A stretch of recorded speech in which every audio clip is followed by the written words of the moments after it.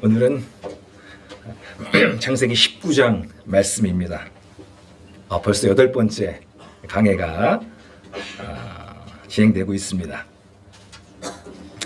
롯과 아브라함의 차이. 저는 지금 아브라함의 생애를 다루고 있습니다. 하나님께서 한 평범한 사람을 선택해서 어떻게 비범하고도 탁월한 삶을 살게 하시는지를 살펴보고 있습니다. 아브라함은 처음부터 완전한 사람이 아니었습니다. 하나님의 손에 만들어져가는 과정이 필요했고 그 과정을 거쳐서 온전한 사람이 되었습니다. 지난번 설교는 창세기 18장 말씀이었습니다. 아브라함의 믿음의 본에 대해서 살펴보았습니다. 그는 변화되는 면에 있어서 우리에게 본이 되었고 또 하나님과 동행하고 하나님 친구가 되는 면에서 우리에게 본이 되었고 또 하나님과 사람 사이의 중재 역할을 함을 통해서 우리에게 본을 보여준 사실을 살펴보았습니다. 오늘 이제 19장 말씀입니다. 동기를 부여하기 위해서 한 얘기를 좀 하고 싶습니다. 얘기라기보다도 사실입니다.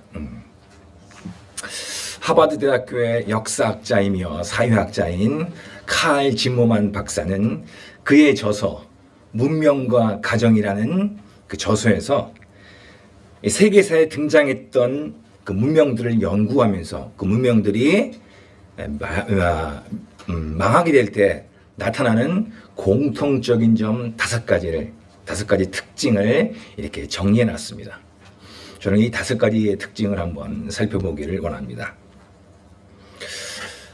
첫 번째는 뭐였냐면 결혼의 신성함이 깨어질 때 깨어지고 또 이혼하는 게 보편화되고 또 결혼을 대체하는 여러 가지 방식들이 채용될 때 그렇다. 첫 번째 특징이고 두 번째는 뭐냐면은 여성의 역할이 약화되는 거라고 했습니다. 그러니까 남성을 보완해주고 협조해주고 하는 그 아내로서 어머니로서의 역할이 감소되고 각자의 그 개인의 어떤 그런 것들을 발휘하는 기회를 추구하는 것, 이것이 두 번째 특징으로 했습니다. 세 번째는 부모의 역할을 하기 어려울 때, 부모의 권위와 위신이 땅에 떨어지고 그리고 청소년들이 문란하고 그리고 또 탈선을 그런 것들이 일반화될 때 그렇다 하고 또 불륜을 벌하기보다는 오히려 칭송하고 그리고 결혼 서약을 깬 사람들이 오히려 더 높이 평가될 때 그때 멸망의 징조다. 그리고 5번째로는 동성애나 근친상간같이 비정상적인 그러한 관계를 허용하고 성 관련 범죄가 증가할 때 그때 멸망하게 된다. 이것이 공통적인 특징이다라고 얘기를 했습니다. 자, 근데 이것을 보면 마치 오늘날 우리가 살고 있는 시대를 요약한 것 같습니다. 그런데 놀랍게도 이 책이 언제 써있는지 아십니까? 지금으로부터 약간 80년 전인 1947년도에 기록되었습니다. 그러니까 이 박사님은 현상을 보고 이렇게 쓴 게 아니라 순수하게 역사학자이기 때문에 세계사에 등장했던 각 문명의 흥망성쇠를 연구하고 그 결과로서 이렇게 얘기를 한 것입니다. 그런데 참 놀라운 것은 뭐냐면 우리 시대에 이런 보편적인 현상들이 나타나고 있다는 것입니다. 그런데 놀랄 일은 아닙니다. 왜냐하면 아브라함 시대인 소금 때에도 이런 현상이 나타났기 때문입니다. 저는 그러한 소돔의 모습을 보면서 적절하게 대처하지 못한 사람과 그리고 이에 대해서 적절하게 대처한 사람을 통해서 실패와 성공을 통해서 이 땅을 어떻게 살아가야 되는지에 대한 지혜를 얻고자 합니다. 롯과 아브라함을 통해서 배우는 본입니다. 여러분 타산지석이라는 말이 있습니다. 타산지석이 뭔지 아시죠? 한문 시간은 아니지만 이 말은 다른 산에 있는 거칠고 나쁜 돌도 내 산에 있는 옥을 가는 데 있어서 옥을 가는 데 사용될 수 있다는 말입니다. 즉 다른 사람의 나쁜 행실이나 말이 를 통해서도 거기서 지혜와 덕을 배울 수 있다는 그런 말입니다. 우리는 아브라함을 통해서 좋은 본, 믿음의 본을 배울 수가 있습니다. 하지만 꼭 좋은 본에서만 배우는 것이 아니라 나쁜 본에서도 배울 수 있습니다. 롯을 통해서 그러한 것을 우리가 살펴볼 수 있습니다. 우리가 롯의 삶을 살펴보아야 되는 이유입니다. 우리는 실수할 수 있습니다. 저는 실수가 인간의 특징 중에 하나라고 생각을 합니다. 그런데 중요한 것은 그 실수와 실패를 어떻게 다루냐는 중요하다고 생각을 합니다.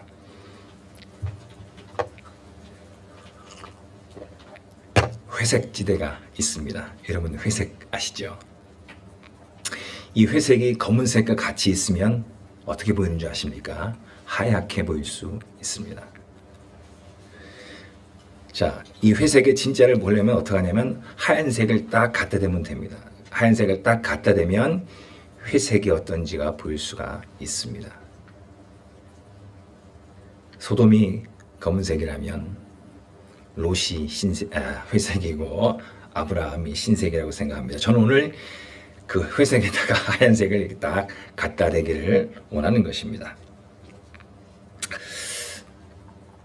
우리 앞에는 두 가지 길이 있습니다.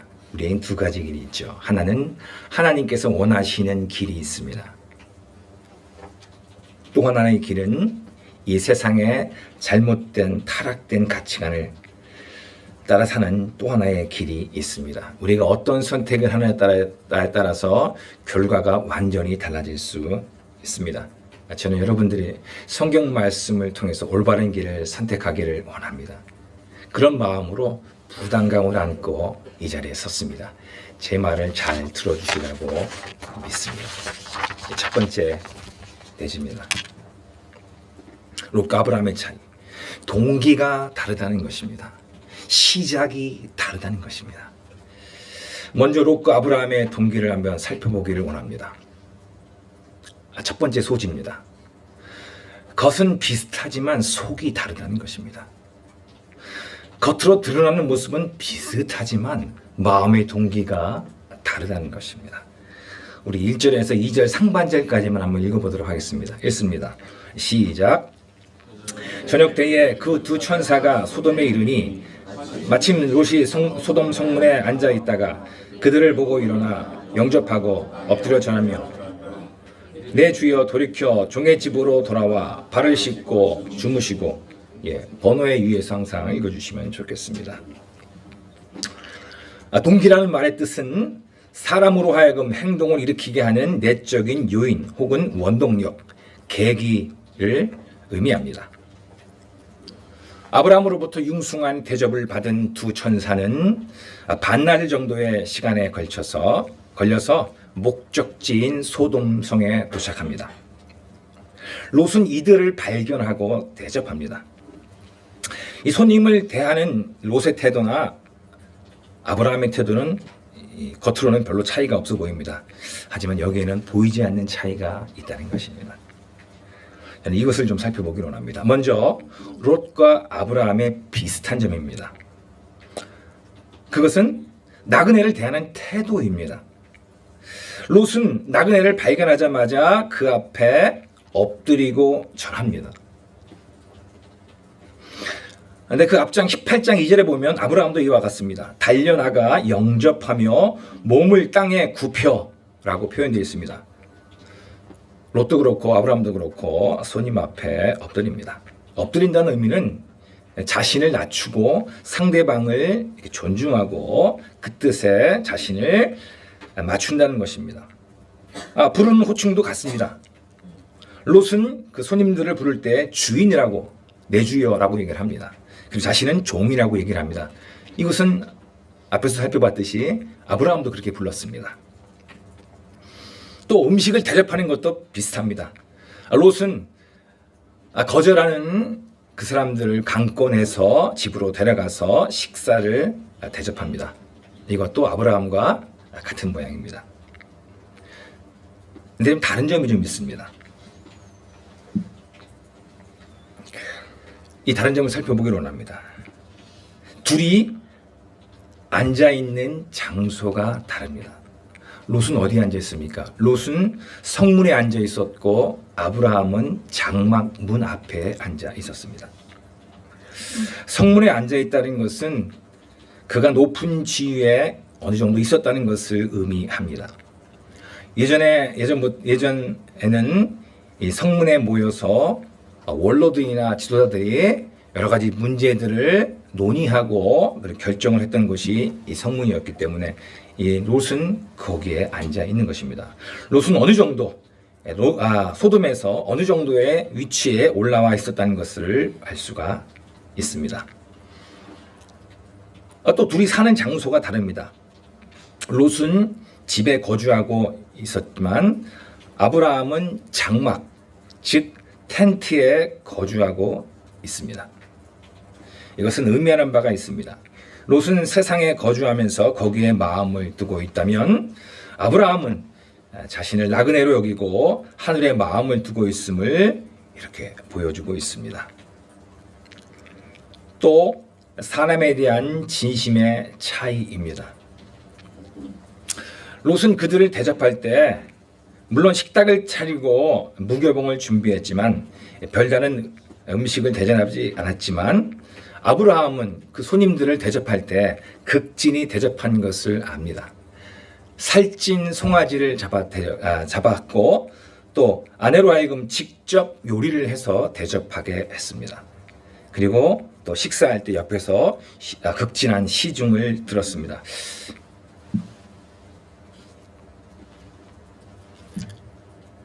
저는 롯과 아브라함의 이 차이를 좀 살펴보기를 원합니다. 이것이 주는 의미입니다. 비슷하지만 다릅니다. 롯은 사람에게 잘 보이려고 엎드렸고 사람에게 호감을 갖기 위하여 대접한 것 같습니다. 하지만 아브라함은 사람에게 무엇을 얻기보다도 사람 자체를 소중하게 여기는 것을 봅니다. 롯에게는 하나님께 엎드렸다는 기록이 없습니다. 그런데 아브라함은 사람에게 엎드리기 전에 먼저 하나님께 엎드렸습니다. 그는 오랜 연단을 거쳐서 하나님의 사랑에 감격했고 그 사랑으로 하나님께 굴복을 했습니다. 하지만 롯에게는 그런 것이 보이지 않습니다. 롯과 아브라함의 시작은 비슷합니다. 그들은 똑같이 갈다 우르에서 나왔고 함께 하란에서 머물렀으며 동일하게 가나안 땅에 들어왔습니다. 하지만 차이가 있습니다.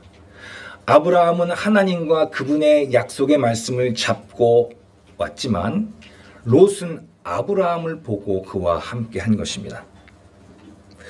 아브라함에게서 어떤 매력이나 그에게 어떤 이득 볼 것을 발견하지 못하자 이제 롯은 또 다른 사람의 인정과 유익을 찾아 나선 것입니다. 분명한 회심을 경험하느냐 그렇지 않느냐가 중요합니다. 자기 의를 붙잡느냐 아니면 그리스도의 의를 붙잡느냐가 완전히 다르다는 것입니다. 롯과 아브라함의 차이입니다. 비슷한 듯 다릅니다. 우리도 같은 교회 다니고 같은 모임에 속해 있습니다. 하지만 다 똑같은 것은 아닙니다. 겉은 비슷해 보일지 모르지만 내면은 다를 수 있다는 것입니다. 자, 사람의 눈치를 보고 사람에게 잘 보이려고 할 것인가 아니면 하나님 중심으로 살 것인가를 결정해야 됩니다. 물론 사람에게 잘 대하지 말라는 것이 아닙니다. 먼저 우선적으로 어떻게 할 것이냐가 중요하다는 것입니다.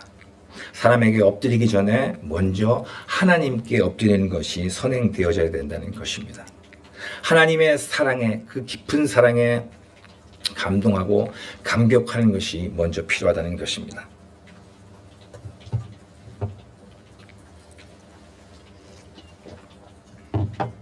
예전에 첫 번째, 겉은 비슷하지만 속이 다르다는 것을 살펴봤습니다. 두 번째, 세상에 대한 태도가 다르다는 것입니다. 롯은 세상에 속해 세상에 끌려다니지만 아브라함은 하나님 나라에 속해서 세상을 주도하고 있습니다. 우리 4절과 5절 말씀에 또 한번 살펴보도록 하겠습니다. 4절과 5절 말씀을 또 한번 큰 소리로 한번 읽어주시면 좋겠습니다. 읽습니다. 시작.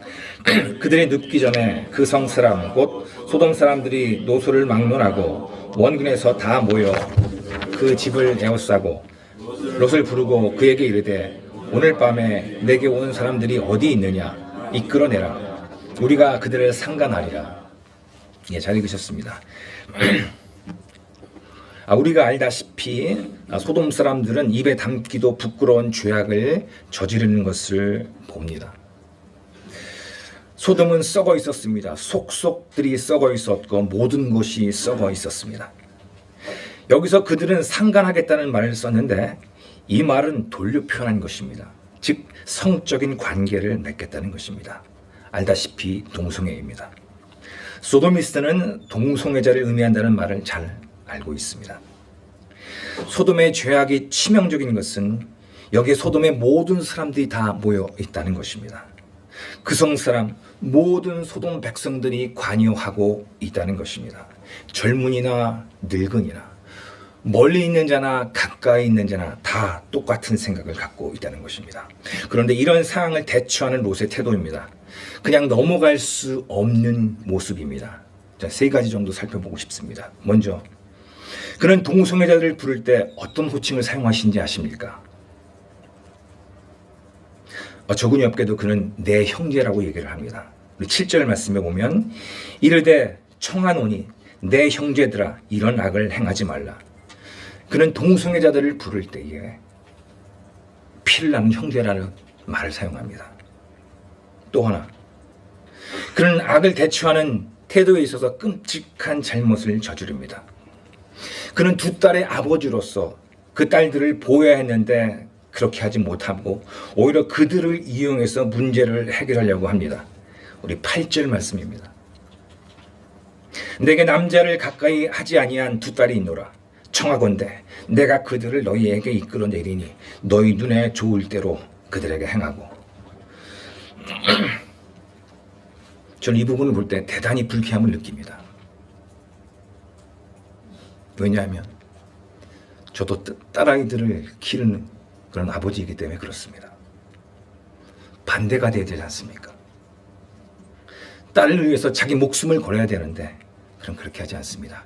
이것이 가나안 신들과 하나님과의 차이점입니다.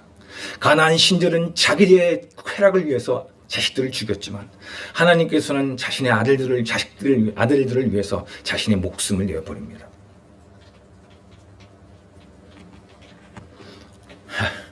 아마 딸 아이들을 갖고 있는 아버지들의 공통적인 마음이라고 생각합니다. 또 롯이 보인 비겁한 태도입니다. 자, 그는 악을 행하는 그들에게 어떤 태도를 보입니까? 아주 사정을 하고 있습니다. 7절과 8절에 거쳐서 그는 청하노니 또 청하건대라고 얘기를 하고 있습니다. 이 청한다는 말은 어떤 말이냐면 간절히 요청한다, 빌다라는 것입니다. 즉 하나님께 무엇인가 소원을 요청할 때 그때 사용하는 말입니다. 그런데 이 롯은 이 말을 지금 사용하고 있는 것입니다. 롯은 소돔의 죄악을 지적하고 틀린 것을 바로 고쳐줘야 돼 함에도 불구하고 그러기는커녕 묵인하고 동조했으며 그들 앞에서 사정을 하고 있습니다. 롯의 비굴함입니다. 롯은 악한 사람들과 함께 살다 보니까 이러한 판단력조차도 떨어진 것 같습니다. 깊게 자신도 모르게 그 영향력을 받은 것입니다. 하지만 아브라함은 좀 다릅니다.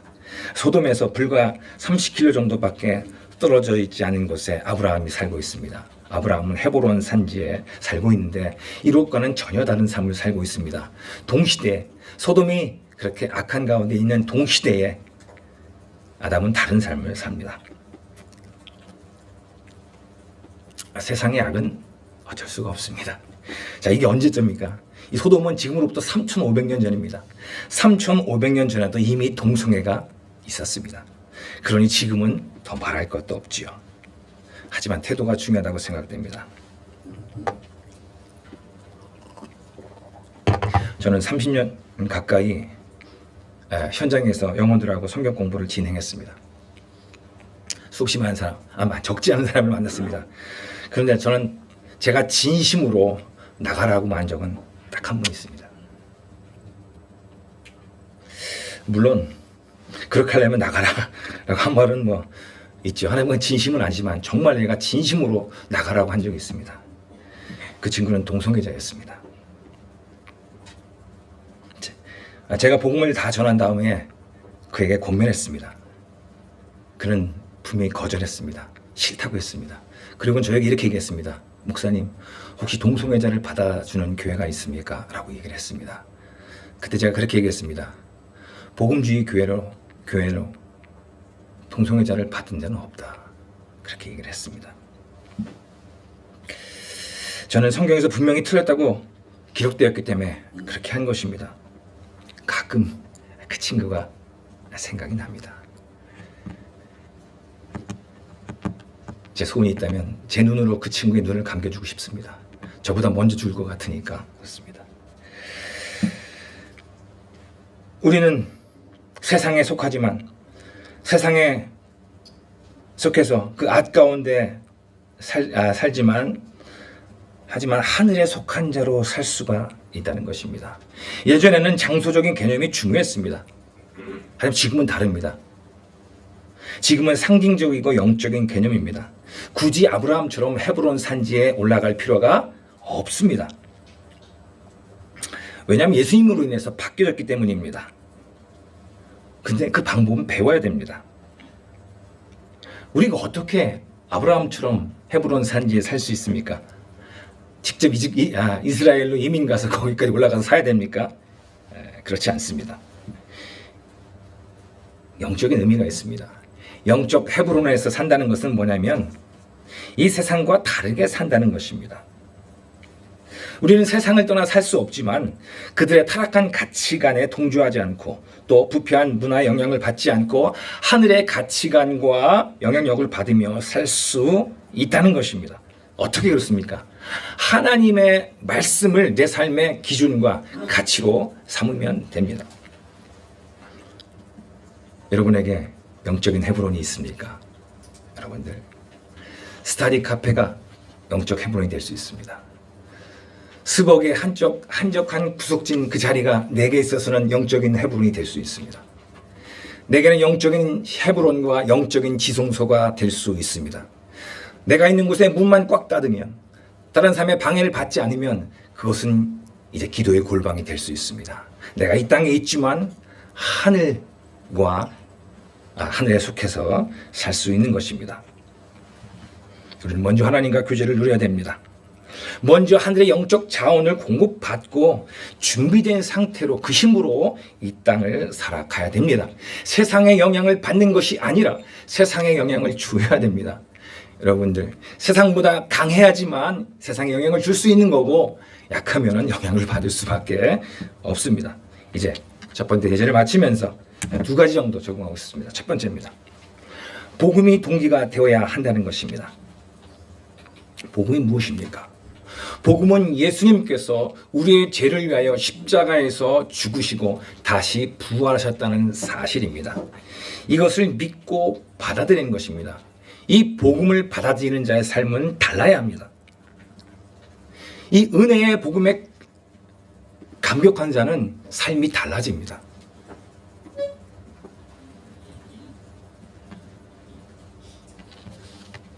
이 은혜가 동기돼서 늘 살아야 된다는 것입니다.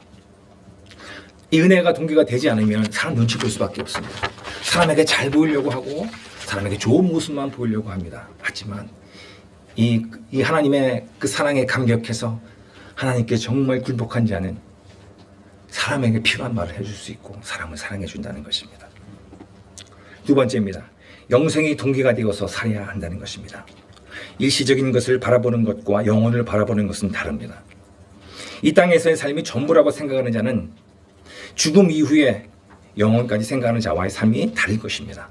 당연합니다.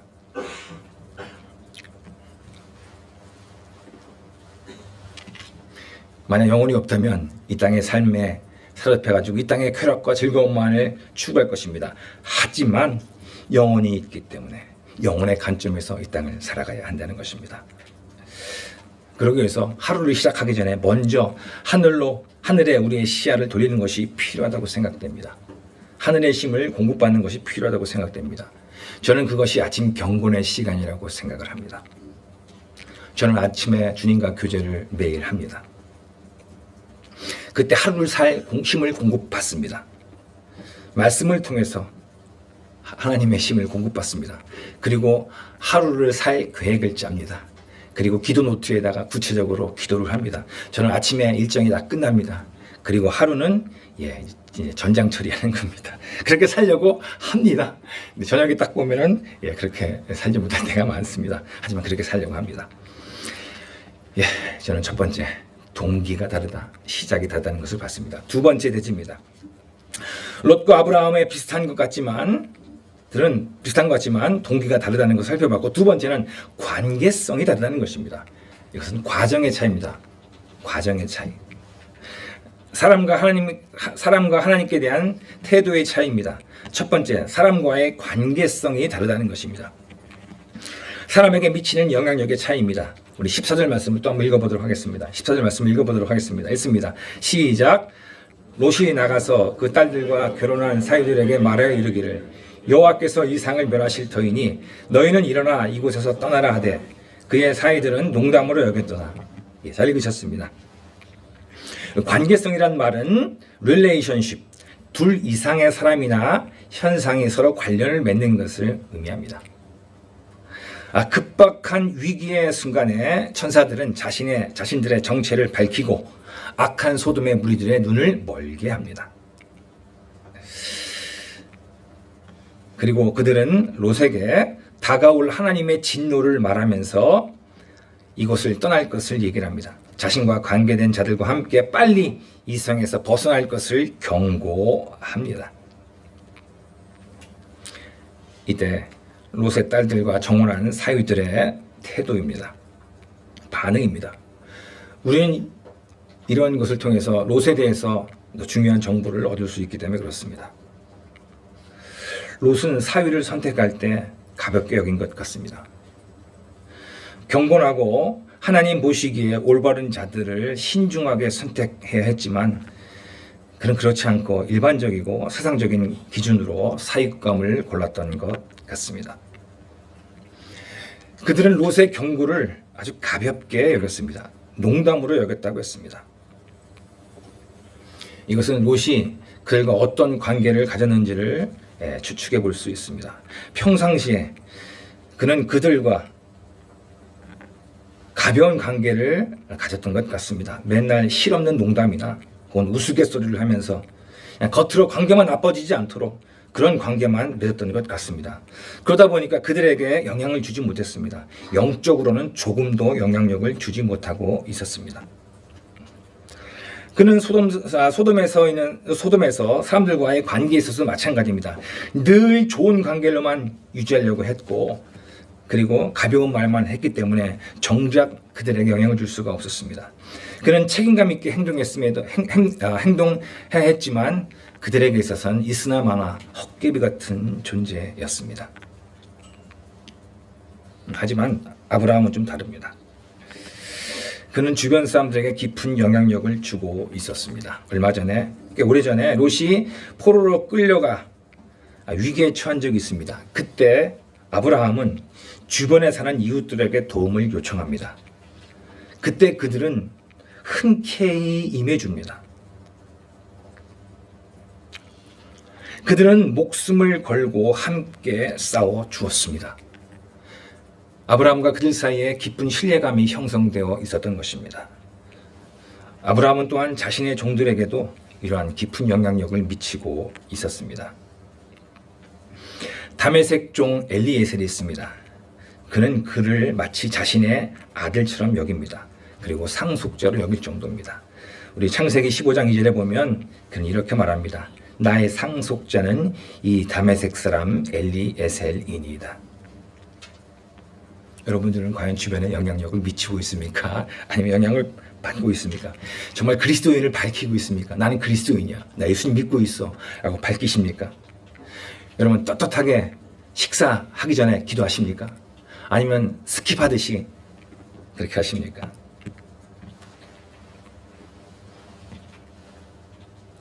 사람들과 얘기할 때 진지한 얘기 하십니까? 아니면 매일 실없는 농담, 우스갯소리만 하지 않습니까? 아재 개그 있죠. 아재 개그나 스포츠나 연애 얘기. 물론 이런 것이 제가 나쁘다는 얘기는 아닙니다. 근데 이런 것만 처음부터 끝까지 하면은 사람 눈치 보느라 진지한 관계성을 맺지 못하면 자칫 투명 인간이 될 수도 있다는 것입니다. 우리는 부담스럽더라도 해줘야 될 말을 해줘야 합니다. 부담감을 안고 그렇게 해야 되는 것입니다.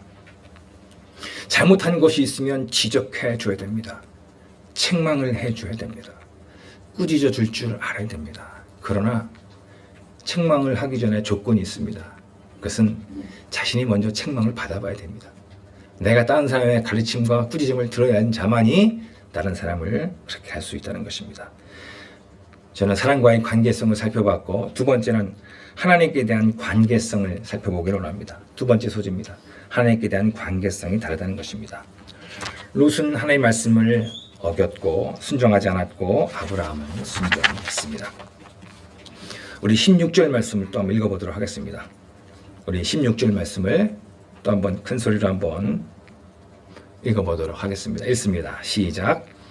그러나 롯이 지체하매 그 사람들이 롯의 손과 그 아내의 손과 두 딸의 손을 잡아 인도하여 성 밖에 두니 여호와께서 그에게 자비를 더하심이었더라. 예, 잘 읽으셨습니다. 동이 트자 천사들은 롯을 재촉합니다. 왜냐하면 롯이 지체했기 때문에 그렇습니다. 롯은 지체합니다. 왜 그렇습니까? 미련을 두고 있기 때문에 그렇습니다. 끔지락거립니다. 그래서 어쩔 수 없이 천사들은 두 명의 천사들은 두 손에 롯과 아내의 손 그리고 나머지 천사가 두 딸의 손을 잡고 강제적으로 이렇게 나오게 합니다. 그는 지체할 뿐만이 아니라 변명합니다. 천사는 빨리 산으로 피하라고 이렇게 얘기를 하는데 그는 핑계를 대고 변명합니다. 19절 말씀입니다. 19절 말씀에 내가 도망하여 산에까지 갈 수 없나이다. 두렵건대 재앙을 만나 죽을까 하나이다. 그는 변명하고 핑계를 댑니다. 또 그는 타협합니다. 늘 회색지대를 좋아하는 것 같습니다. 우리 20절 말씀에 보면은 20절 말씀입니다. 보소서 저 성읍은 도망하기에 가깝고 작기도 하오니 나를 그곳으로 도망하게 하소서. 이는 작은 성읍이 아니니까 내 생명이 보존되리이다. 롯은 타협을 하고 있습니다. 하나님께서는 우리가 살펴봐야 될 것이 있습니다. 하나님께서는 아브라함에게만 긍휼력이고 자비를 베푸는 것이 아니라 똑같이 롯에게도 자비를 베푸십니다.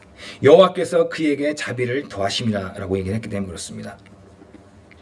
그래서 하나님께서는 그에게 끝까지 자비를 더해 주셔서 그의 말을 들어주십니다. 그래서 계획을 수정하고 그리고 그에게 그의 말대로 해줍니다. 21절, 22절 말씀에 내 소원을 들었은즉 내가 말하는 그 성을 멸하지 아니하리니 그리로 속히 도망하라. 내가 거기 이르기까지는 내가 아무 일도 할 수 없노라.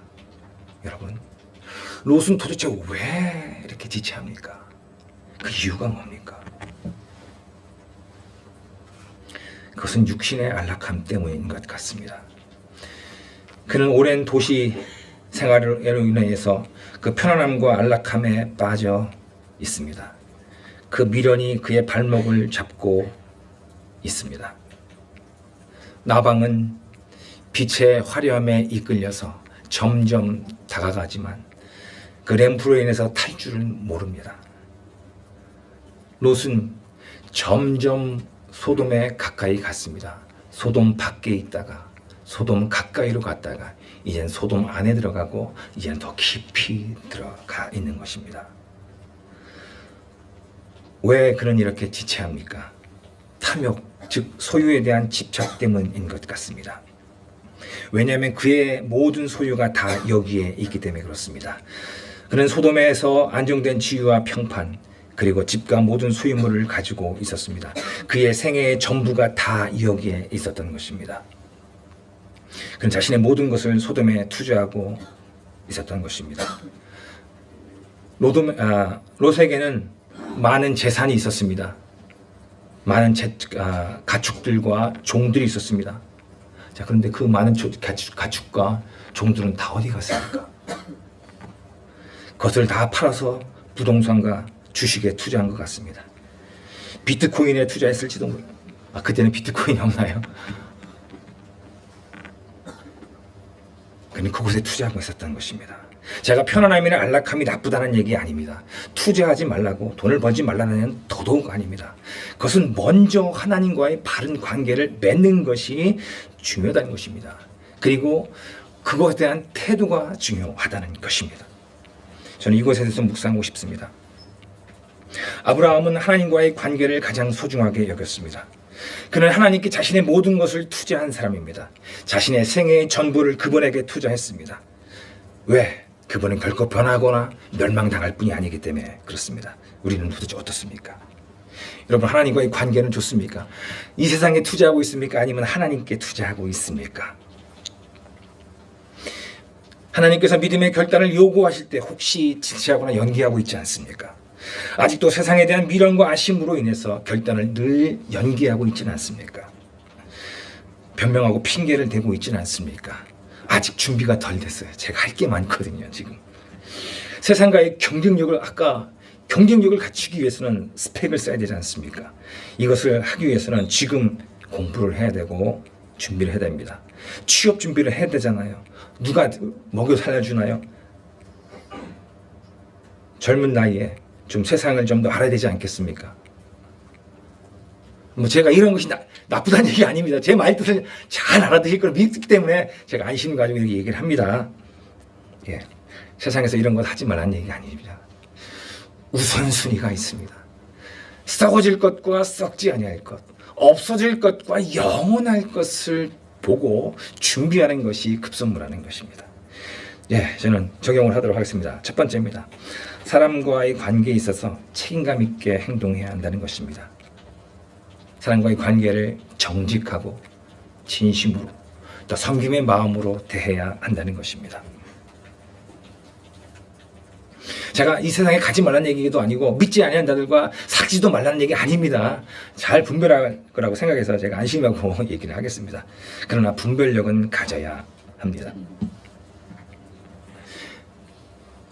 그들 앞에서 내 자신을 떳떳하게 밝힐 수 있는 믿음을 가져야 합니다. 그들 앞에서 자신의 믿고 있는 바를 행동에 옮기도록 영향력을 행사하도록 그렇게 해야 한다는 것입니다. 그리고 가볍게 하지 마십시오. 진심으로 하기를 원합니다. 그들을 사랑해서 그들에게 좋은 소리 못 듣고 당장에 그렇게 할지라도 섬겨주는 것입니다. 진심으로 대해지는 것입니다. 그리고 늘 책임감 있게 행동하는 것입니다. 그들에게 말을 할 때 내 자신이 아니라 그 친구에게 있어서 필요한 말을 해주는 것입니다. 두 번째입니다. 하나님과의 친밀한 관계를 발전시키는 것입니다. 주님과의 교제를 가장 최우선에 두어야 한다는 것입니다. 말씀과 기도로 주님과 교제하는 것입니다.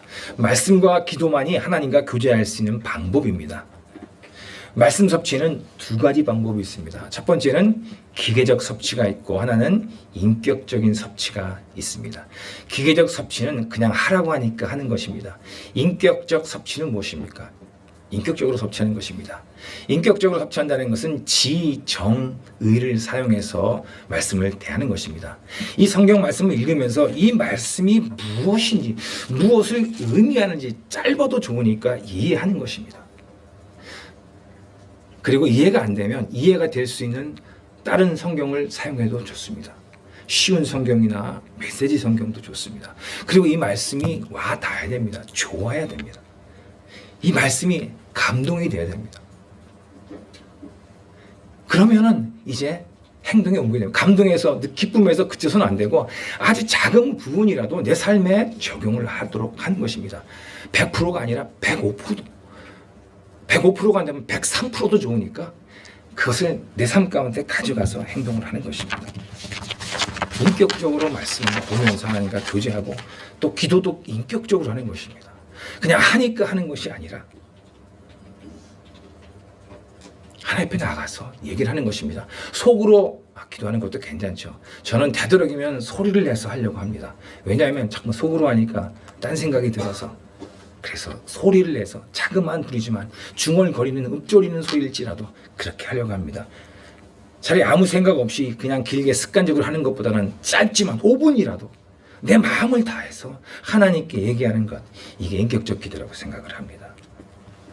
저는 첫 번째, 두 번째 대지를 마치면서 동기가 다르고 그리고 관계성이 다르다는 걸 살펴봤습니다. 마지막입니다. 결과가 다르다는 것입니다. 종말의 차이입니다. 삶의 결실이 롯과 아브라함은 완전히 다르게 나타납니다. 첫 번째입니다. 첫 번째는 흥망성쇠의 결과가 다르다는 것입니다. 롯은 망하지만 아브라함은 번성합니다. 우리 24절부터 26절까지 말씀을 한번 또 천천히 한번 읽어보도록 하겠습니다. 있습니다. 시작. 여호와께서 하늘 곧 여호와께로부터 유황과 불을 소돔과 고모라에 비같이 내리사 그 성들과 온들과 성에 거주하는 모든 백성과 땅에 난 자들 다 엎어 멸하셨더라. 롯의 아내는 뒤를 돌아보았으므로 소금 기둥이 되었더라. 하나님께서 약속하신 대로 하늘에서 유황과 불이 비와 같이 내렸습니다. 소돔과 고모라 지역을 초토화시켰습니다. 완전히 뒤엎어버렸습니다. 그곳에 거주했던 모든 사람, 존재물 하나까지 완전히 흔적 없이 사라져버렸습니다. 롯이 그렇게 애지중지하게 여겼던 모든 것들이 순식간에 사라져버렸습니다. 사람의 눈치를 보면서 맺어왔던 모든 인간관계 사라져버렸습니다. 그동안에 쌓았던 지위와 신분 다 사라져버렸습니다. 그동안에 그곳에 쌓아뒀던 모든 재산과 그동안에 투자했던 모든 소유물들이 다 일순간에 잿더미로 번해버렸습니다. 그를 더욱 고통스럽게 했던 것은 사랑하는 아내가 소금 기둥으로 변해버린 것입니다. 그의 아내는 뒤를 돌아보지 말라는 하나님의 명령을 어기고 그 땅에 대한 미련을 놓지 못하고 뒤를 돌아보다가 소금 기둥으로 변해버렸습니다. 롯은 몽땅 다 잃어버린 것입니다. 왜 그렇게 되었습니까? 하지만 아브라함은 다릅니다. 아브라함은 번창합니다. 우리 29절 말씀에 이렇게 기록되어 있습니다. 하나님이 그 지역의 성을 멸하실 때에, 롯이 거주하는 성을 엎으실 때에 하나님이 아브라함을 생각하사 롯을 그 엎으시는 중에서 내보내셨더라. 소돔과 고모라가 멸망하는 그 와중에서 이와 전혀 상관없이 조용히 아브라함은 아침에 일찍 일어나서 하나님과 교제의 즐거움을 누립니다.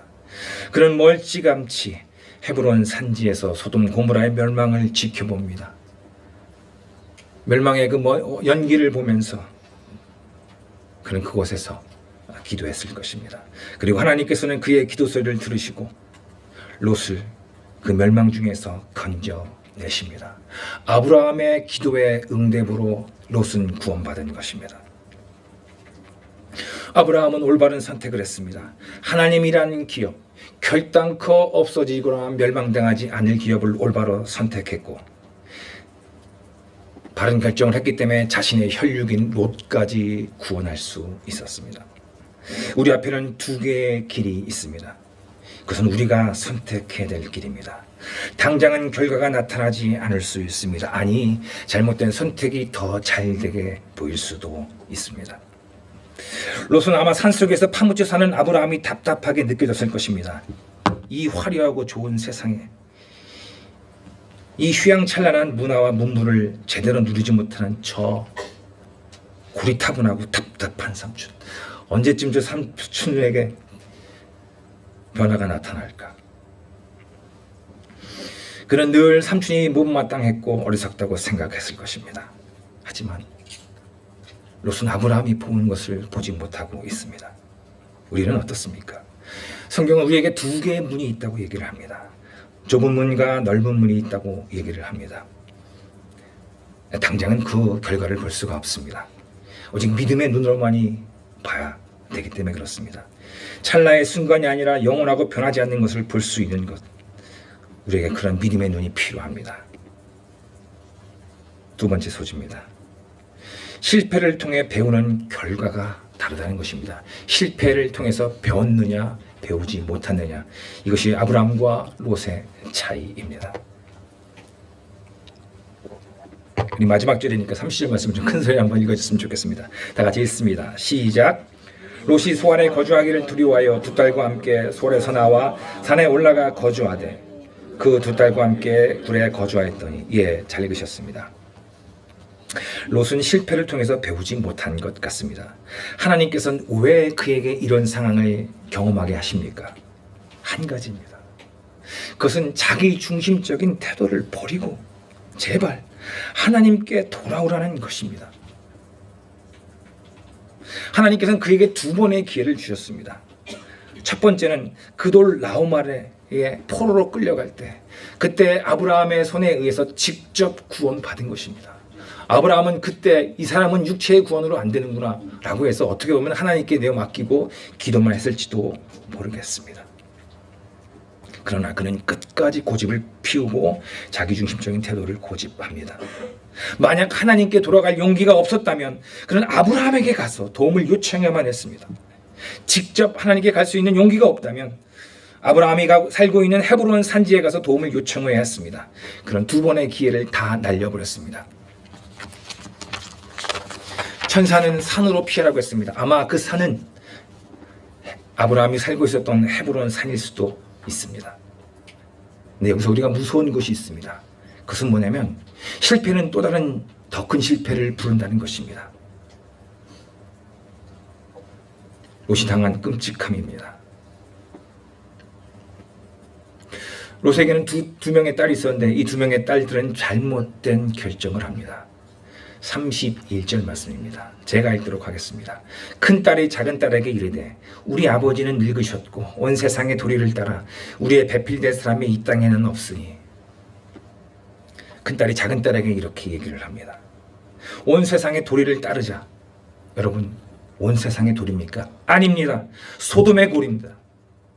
근데 그녀는 온 세상의 도리라고 얘기를 합니다. 그녀는 소돔에서 자랐고 소돔의 가치관을 깊이 가지고 있었기 때문에, 그렇기 때문에 소돔이 온 세상인 줄을 압니다. 그는 비록 소돔에서 육신은 건진받을지 모르지만 그의 생각과 마음은 여전히 소돔에서 벗어나고 있지 못합니다. 자신의 배필이 될 사람은 이 땅에 없다고 했습니다. 아니, 없는 것이 아니라 없다고 생각하는 것입니다. 온 세상의 도리가 아니라 타락한 소돔의 도리고 가치관입니다. 그들은 근친상간을 저지릅니다. 그리고 그 결과로 모압과 암몬을 낳습니다. 우리는 이 두 족속을 잘 알고 있습니다. 구약 성경을 조금이나 알고 있는 사람이라면 이들이 얼마나 이후에 이스라엘의 눈에 가시가 되었고 옆구리에 채찍이 되었는지, 이스라엘 역사 내내 괴롭힌지를 알 수 있습니다.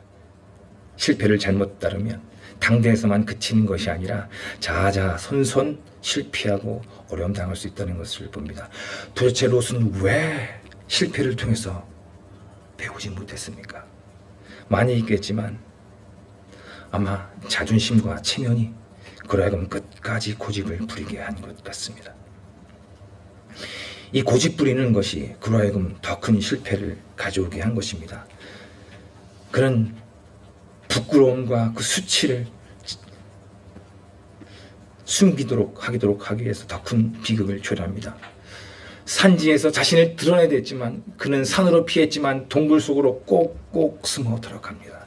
자신의 그 부끄러움과 수치스러움을 오히려 드러내서 그걸 가지고 해결하기보다도 꼭꼭 숨기고 감추고 숨깁니다. 하지만 아브라함은 다릅니다. 아브라함은 실패를 통해서 배우는 사람입니다.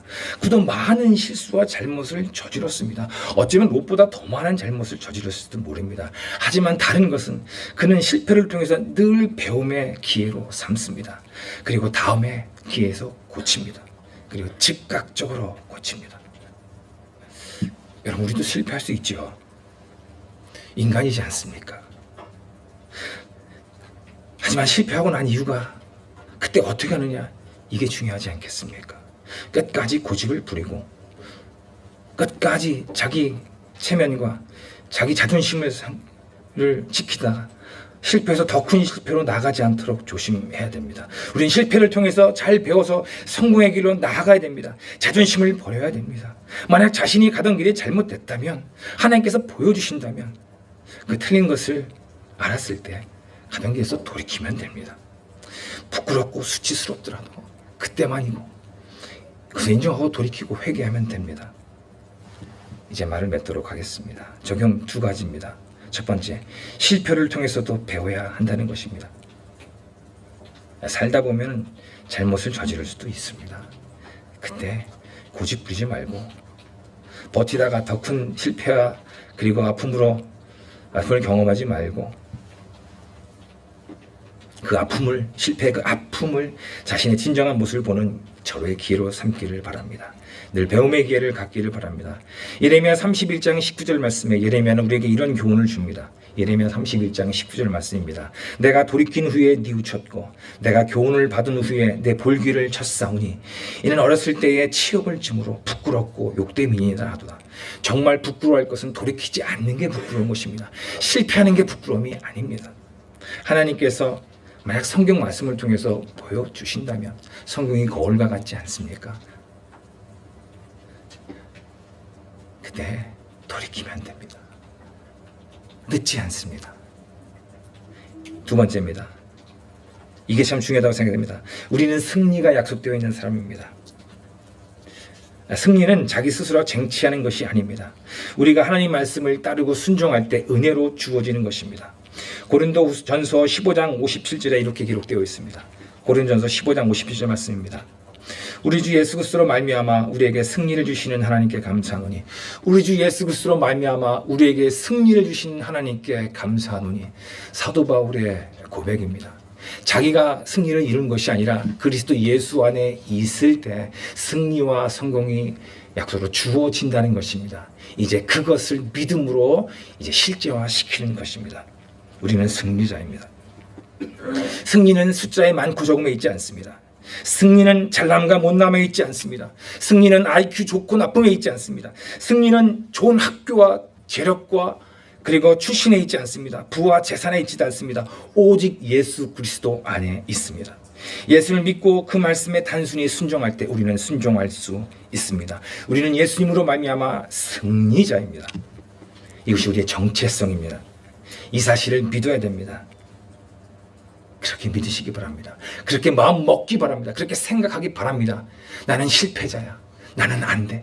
지금까지 안 됐으니까 앞으로도 안 될 거야. 그 생각을 바꿔 먹어야 됩니다. 내가 그리스도를 믿는다면 생각을 바꿔 먹어야 됩니다. 왜냐하면 잠언서 27장 8절 말씀에 이렇게 기록되어 있기 때문에 그렇습니다. 대저 그 사람의 그 마음의 생각이 어떠하면 그 위인도 그러하다고 말씀했습니다. 내가 생각대로 됩니다. 내가 그리스도 안에 있다면 내가 어떤 자인지를 믿고 내 마음을 지키기를 바랍니다. 내 삶에는 실패자같이 그런 것이 나타날지라도 아니야, 이것은 승리를 위한 이런 발판이야 라고 믿기를 바랍니다.